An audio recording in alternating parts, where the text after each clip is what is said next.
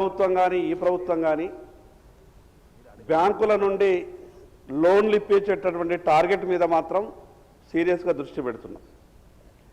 కేవలం లోన్లు ఇప్పించడమే మన బాధ్యత కాదు.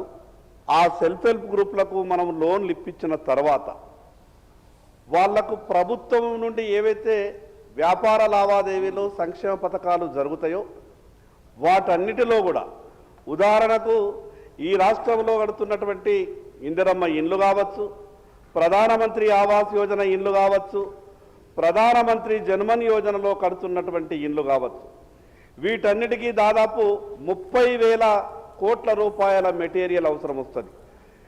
మీ ద్వారా గౌరవ మంత్రి గారికి నేను విజ్ఞప్తి చేస్తా ఉన్నా, ప్రతి గ్రామంలో కడుతున్నటువంటి ఆ యొక్క ఇండ్లకు ఏ మెటీరియల్ అయితే అవసరం వస్తుందో అది సిమెంట్ కావచ్చు, ఇటుక కావచ్చు, స్టీల్ కావచ్చు, మనం మహిళా సంఘాల ద్వారా మనం సప్లై చేయించగలిగితే వాళ్లకు కనీసం 20 నుంచి 25% మార్జిన్ అంటే 40,000 కోట్లలో దాదాపు రాష్ట్రం మొత్తం మీద కలిపితే 7 నుంచి 8,000 కోట్ల రూపాయలు మహిళా సంఘాలకు లాభం అయ్యేటటువంటి అవకాశం ఉంటుంది.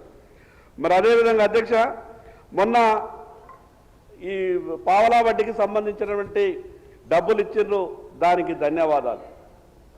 వడ్డీ లేని రుణాలు ఇచ్చిండ్రు. అంతకుముందు గత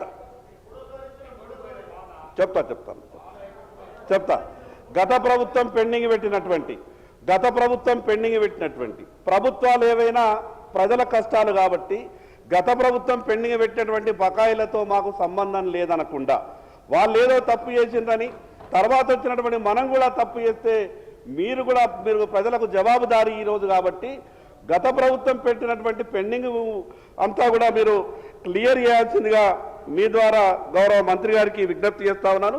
హాస్టళ్లకు సరఫరా చేసే సరుకుల విషయంలో కూడా మహిళా సంఘాలతోనే ఎక్కడికక్కడ చేయిస్తే రాష్ట్రం మొత్తం మీద ఏ టెండర్ పెట్టినా కూడా 1,000 కోట్ల